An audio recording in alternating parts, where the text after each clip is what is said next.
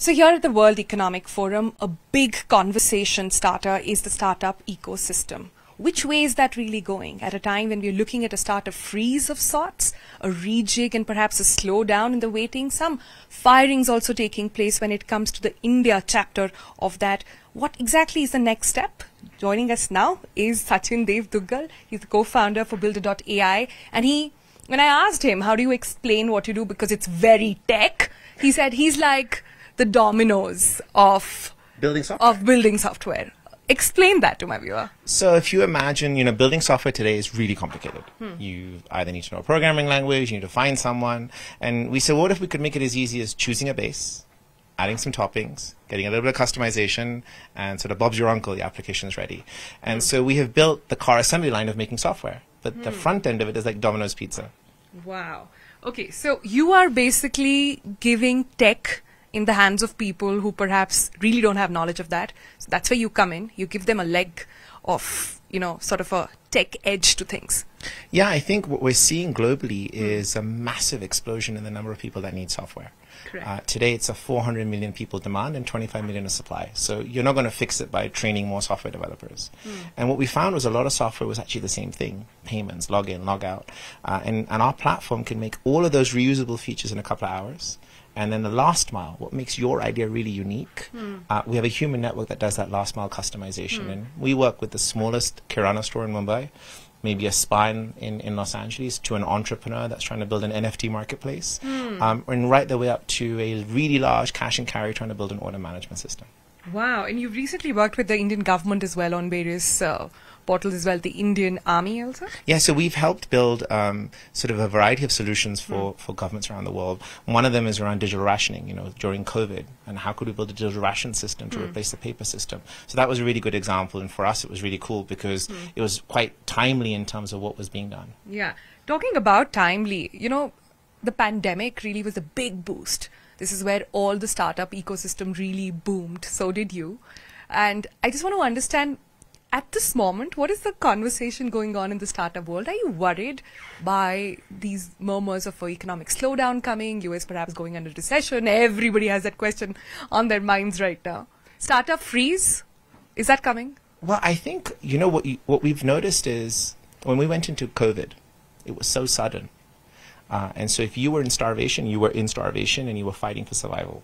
And I think businesses like ours that were dealing with small business or dealing with digital transformation saw tailwinds, but we were very cautious in the beginning. And so, for example, we didn't increase marketing spend for 6 months, even though we saw revenue increase every month at 20% a month. And then when we started to increase marketing, we got even better impact back. I think the difference now is it's not a sudden movement. And actually, I think we're 12 months away from seeing the real impact of a slowdown. The odd part now is because we know what's coming, we're going into this period of time fat if you've raised capital, but you have to build a mentality of starvation. Otherwise, the likelihood that you survive is unlikely or very low. Yeah, that's a good way to put it. But you said what? The next 100 days? I think the next 12 months is where you'll see the real dip. And is it 6 months, is it 9 months, is it 12 months? No one really knows. But I think it's going to mean that startup founders have to really rethink what the term business actually means. It's going to be a lot about economic fundamentals. It's going to be a lot about cash, and managing cash and not growing at any rate, and also making sure that you're profitable, at least on a unit economics level. Yeah. It's also a great opportunity, in my opinion, to buy assets, to look at adjunct verticals that you could expand into. So if you do it well, actually, it's a real opportunity to grow. Right. I keep hearing this more and more from everybody I'm interacting with here at WEF. They talk about value more than valuation. They're talking about now VCs and even people who are putting in faith in you and their money are asking about profits. They want to understand what the model is going to be. This is a drastic change from how the ecosystem actually built up earlier, especially in India, though. Yeah, I think, what you're really seeing is a rationalization within the space. That having a great idea that you can keep losing for 10 years, it's probably not the right time to start it. Is it not the right time to start it in 5 years? We don't know.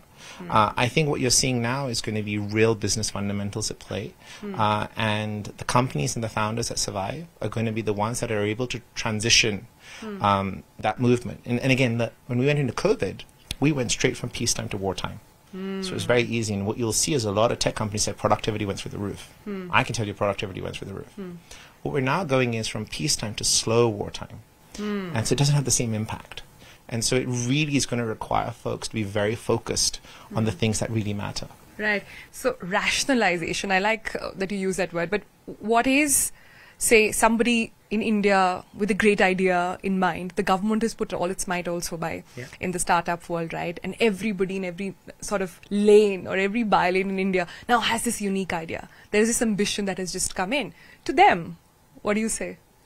As a tip. Yeah, I think now is a great time to start a company because it is in moments of uncertainty that, number one, individuals fight from the fear of irrelevance and they get over the fear of failure because it's a now or never moment.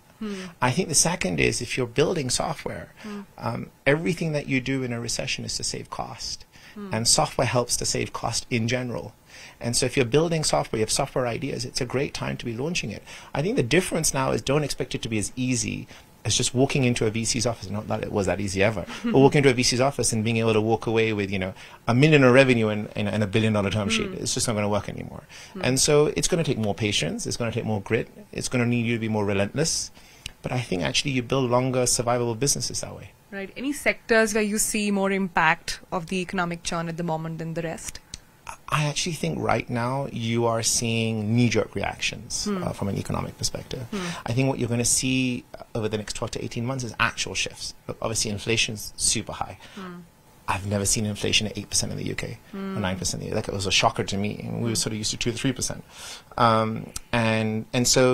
But I don't think that's transcended yet through the whole cycle.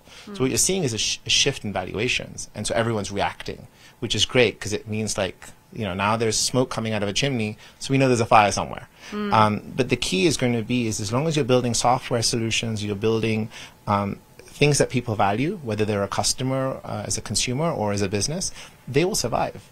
I think if you're building great ideas that had 30 years in the future that might wing it, I think you've got to be a bit more careful with those. All right. Lots of takeaways from that, Sachin. Thanks so much for speaking with Moneycontrol. Thank you.